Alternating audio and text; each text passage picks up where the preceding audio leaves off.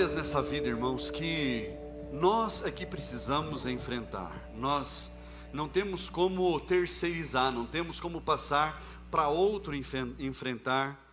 E às vezes parece que Deus deixou a gente na mão, deixou a gente sozinho. E nós precisamos compreender que nesses momentos de grandes lutas, de grandes batalhas, nós precisamos compreender o trabalhar de Deus em todas as coisas e entendermos que Deus está nos fazendo crescer ainda mais. Eu quero ler com vocês o texto que está lá no Evangelho de Lucas, capítulo 22. Evangelho de Lucas, capítulo 22, a partir do versículo 31.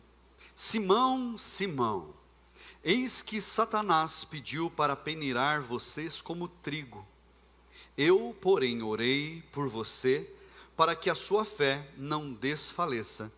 E você, quando voltar para mim, fortaleça os seus irmãos. Senhor, meu Deus e Pai, nós oramos ao Senhor neste momento, pedindo a Ti, meu Deus, a Tua graça. Fala conosco, meu Deus, nesta hora. Que a Tua palavra, meu Deus, nos conduza a nos fortalecermos no Senhor, para que a nossa fé, meu Deus, esteja grande, meu Deus, crescente em Ti, Pai. Em nome de Jesus, que todos nós possamos saber enfrentar, ó Deus, as lutas, as batalhas, para sairmos vitoriosos em Ti, Pai. Em nome de Jesus, amém. Assente-se no seu lugar. Nós lemos aqui um pequeno texto que fala a respeito de uma conversa que Jesus teve com Simão, Pedro, o Pedro que nós conhecemos.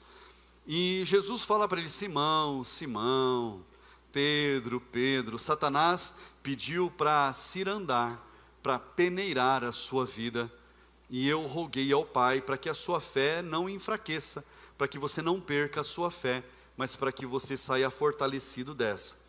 O processo da ciranda, o processo da peneira do trigo, ele era manualmente feito, é claro, mas era um processo demorado, era um processo lento e bastante penoso. Como era? O trigo era colhido, então o trigo era feita a debulha do trigo e ele era jogado numa peneira bem fina, e ali aquele trabalhador passava a mão em cima do trigo para espremer ele ali, para começar a fazer a separação das cascas dos grãos. E então, na eira, no lugar aberto, ele começava a sacudir aquele trigo, jogando para o alto, para que a brisa, o vento do lugar, jogasse as cascas no chão, e então as sementes, os grãos, voltavam para a peneira. E quando aquele processo, que era feito inúmeras vezes, até todo o trigo estar limpo, finalizasse, então todas as cascas já haveriam caído no chão, e então o trabalhador pegaria os grãos e colocaria num lugar à parte, separado, cuidado.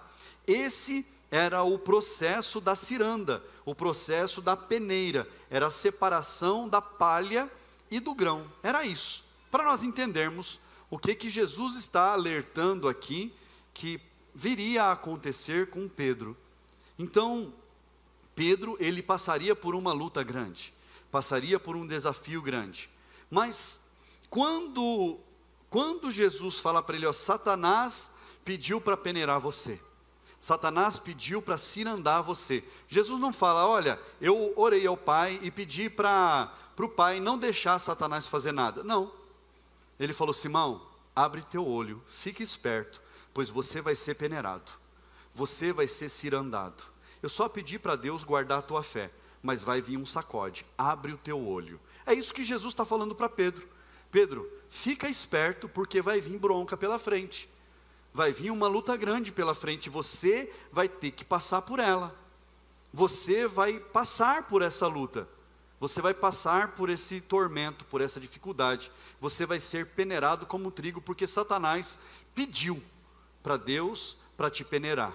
Satanás pediu para Deus para cirandar a sua vida, porque ele foi lá diante de Deus e falou: ó, você vai ver que Pedro não é nada, Pedro é que nem a palha, que só serve para ser jogada ao vento, e depois ser lançada ao fogo para virar um fogo incandescente para acender outra lenha, não serve mais para nada além disso. Satanás falou para Deus que Pedro era fogo de palha, que a vontade de Pedro, o desejo de Pedro, a atuação de Pedro com Jesus ali, era nada, era só como palha ao vento.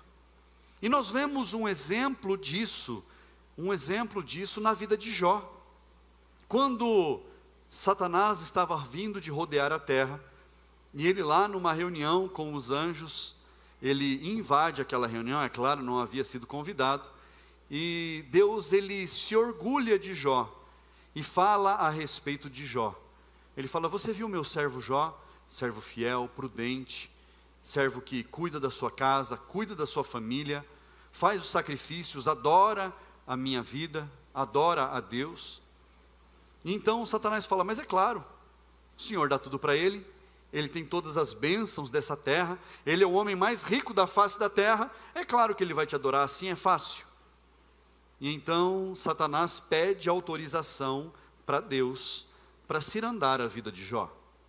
Então Deus, ele autoriza, mas ele fala para Satanás: você não vai tocar na vida dele, você não pode tocar na vida dele, ele vai continuar vivo.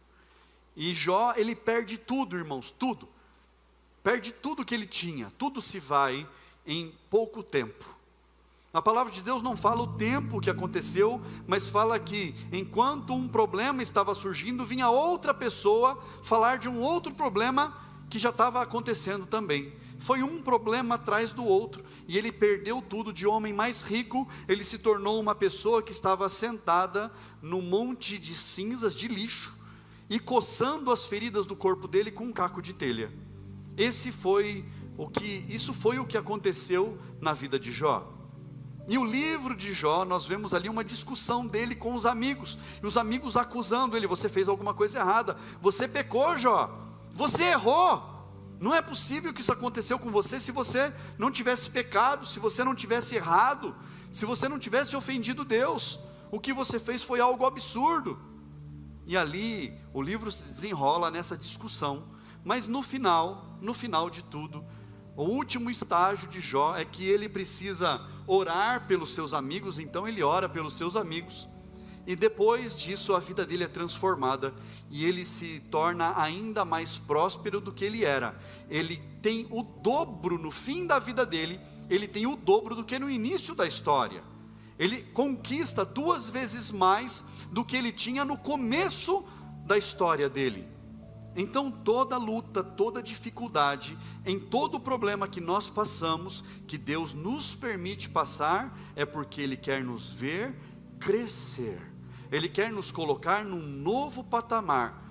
Eu não sei qual é o momento que você está passando, qual a luta, a dificuldade, mas uma coisa eu sei, que Deus quer te colocar numa altura maior do que você já está, em algo maior, em um momento melhor do que aquilo que você já passou na sua vida. É o que Deus tem preparado para você, em nome de Jesus. O processo de Jó dependeu da autorização de Deus. O processo na vida de Pedro, que Jesus estava dizendo ali para Pedro, dependia também da autorização de Deus. Mas Jesus fala para ele: Simão, Simão, eis que Satanás pediu para peneirar vocês como trigo. Olha isso. E Jesus diz: eu, porém, orei por você, Pedro, para que a sua fé não se desfaleça, para que você não se perca, para que você não ache que Deus não está no controle das coisas, para que você não deixe de acreditar que o Senhor está no controle de tudo. Foi por isso que eu orei, que eu pedi. Jesus, ele ora para que a fé de Pedro se fortaleça no meio da batalha, no meio da dificuldade, no meio da luta. É a purificação, é o processo de purificação na nossa vida, irmãos. Talvez em algum momento da sua vida você passou por uma luta tão grande, tão difícil, mas quando você passou por ela, você aprendeu algo, você cresceu, você aprimorou a sua vida, você melhorou em algo. E Deus, Ele nos leva a nós melhorarmos a nossa vida também no meio das batalhas. Há lutas, irmãos, que o Senhor se coloca na nossa frente. Ele luta as nossas batalhas, Ele entra na guerra, Ele toma na mão aquele problema que nós estamos passando, e Ele pega para si. E Ele garante, Ele entrega a vitória na nossa mão. Isso acontece, irmãos, inúmeras vezes. Mas há momentos específicos na nossa vida em que Deus, Ele permite que a gente lute com as nossas forças. Puxa vida, e aí como é que faz? Se a minha vida pertence ao Senhor, se eu entreguei a minha vida a Cristo, é momento de prova, é momento de você se esforçar, é momento de você se fortalecer. Deus está querendo te trazer mais para perto, Deus está puxando você mais para perto dEle, para você entender que Ele continua no cuidado de tudo, Ele continua no controle. Deus, Ele quer nos fazer crescer. Há um caos na Bíblia, em um determinado momento da história bíblica, os filhos de Deus, eles foram levados como escravos para a Babilônia pelo rei Nabucodonosor. E ali no meio tinham 4 pessoas, Daniel e 3 amigos dele, que tiveram os seus nomes mudados, tiveram os seus nomes transformados, e nós conhecemos eles por Sadraque, Mesaque e Abednego. Nós conhecemos esses 3 nomes. O que aconteceu com eles? Num determinado momento, o rei da Babilônia, ele fez uma estátua, e ele declarou que todas as pessoas do reino, principalmente as pessoas de confiança dele, e Sadraque, Mesaque e Abednego, eram de confiança do rei, porque eram muito inteligentes, teriam que se curvar diante daquela estátua, ao soar da trombeta, dos pífaros, de todos os instrumentos musicais, todos deveriam se curvar, se prostrar. E aconteceu que os 3, Sadraque, Mesaque e Abednego, não se curvaram, e então eles foram dedurados. Falaram para o rei, o rei não viu, mas nós vimos, os 3 bonitos lá, os preferidos do rei, não se curvaram para a estátua, não respeitaram a lei do Senhor, a sua lei, rei. Então a lei do Senhor diz que eles devem morrer, e que assim seja. Então o rei chama os 3, conversa com os 3, e fala assim: é verdade que isso aconteceu, e a conversa se desenrola, e o rei fala: eu vou dar mais uma chance para vocês, eu vou tocar a trombeta, nós vamos fazer tudo de novo, vocês vão se curvar diante da estátua. E os 3 falam assim: Senhor, rei, se Deus quiser nos livrar da morte, da mão do rei, Ele vai nos livrar, e Ele é Deus. Se Deus não quiser nos livrar, Ele não nos livrará, mas Ele continua sendo Deus. Eram 3 jovens, irmãos, 3 jovens, à beira da morte, sendo ameaçados de serem lançados numa fornalha.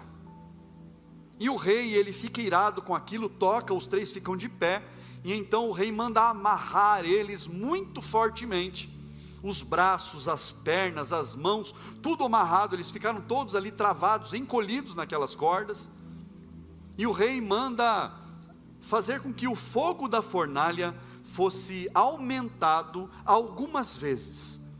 O fogo ficou mais quente, a fornalha ficou mais quente. Aqui na nossa região a gente sabe que dá para uma fornalha ficar mais quente ainda do que ela já é. Mas o rei mandou com que o fogo fosse intensificado. E aconteceu que grandes guerreiros, soldados, pegaram os 3 e foram lançar os 3 dentro da fornalha. Os 3 foram lançados dentro da fornalha, amarrados, presos. Mas quando aqueles soldados, aqueles homens fortes, lançaram os 3, os soldados, com o calor que estava da fornalha, os 3 morreram, não suportaram o calor e morreram ali. Imagina o calor infernal que estava aquela fornalha, dava para derreter aço facilmente, facilmente. Mas passou um tempinho, o rei olhou para dentro da fornalha e ele falou: não foram 3 que nós jogamos dentro da fornalha? Eu estou vendo lá os 3, mas tem uma 4ª pessoa lá com eles. Eles estão andando na fornalha, estão com as cordas desamarradas. Eles dançam, eles estão pulando lá dentro. Jesus estava com eles o tempo todo. Jesus não livrou eles de serem jogados dentro da fornalha, mas eles precisavam passar pela prova que estava imputada sobre eles. Eles deveriam permanecer firmes e fiéis em todo o tempo. Tanto é que eles declararam: se Deus nos livrar, Ele é Deus. Se Deus não quiser nos livrar, Ele continua sendo Deus. Essa fé nós precisamos ter. Mas algo aconteceu ali. Aqueles homens haviam sido amarrados fortemente. O fogo consumiu apenas a corda, as cordas que prendiam eles. Não consumiu os cabelos, não chamuscou a pele, nem a roupa deles ficou cheirando queimado, ficou cheirando fumaça. Eles foram livres de tudo, mas as cordas foram destruídas pelo fogo. Agora, quando aqueles 3 saíram da fornalha, o rei falou assim: verdadeiramente, o Deus de Sadraque, Mesaque e Abednego é o Deus verdadeiro. Ninguém mais vai se prostrar a estátua alguma. Agora todos vão adorar ao Deus verdadeiro. Todos vão respeitar Sadraque, Mesaque e Abednego. Quando o Senhor faz com que a gente passe por dificuldades, por lutas, por provas, é porque Ele quer nos fazer crescer. Crescer na nossa casa, crescer no meio da nossa família, dos nossos, crescer no nosso trabalho, onde a gente estiver. As pessoas vão ver que nós passamos por lutas, por dificuldades, mas elas vão ver que o Senhor está conosco, que o Senhor conduz a nossa vida, que o Senhor nos guarda. Aqueles que se levantaram contra você, um dia vão falar assim: esse é servo de Deus, não mexe com ele. O Senhor quer nos fazer crescer. A cada dia o Senhor quer nos fazer prosperar, nos fazer maiores do que nós já éramos. O propósito de Deus na vida de Pedro, através do atentado de Satanás, era fazer com que Pedro crescesse ainda mais, fazer com que Pedro ele fosse ali quebrado, porque o orgulho de Pedro era grande. Se você puder na sua Bíblia, abra lá no mesmo lugar, Evangelho de Lucas capítulo 22, mas no versículo 33, Evangelho de Lucas 22, versículo 33, diz assim: porém Pedro respondeu: estou pronto para ir com o Senhor, tanto para a prisão como para a morte. Olha só quem era Pedro. Jesus, não importa o problema que vier para frente, não importa a dificuldade que surgir na minha frente, eu estou pronto para ir para o Senhor, com o Senhor, tanto para a prisão. Se baterem na gente eu estou junto, se açoitarem a gente, se humilharem a gente eu estou junto, e se tiver que morrer, eu vou morrer com o Senhor. Olha o que Jesus fala para Pedro. Mas Jesus lhe disse: eu lhe digo, Pedro, que hoje, antes que o galo cante, você negará 3 vezes que me conhece.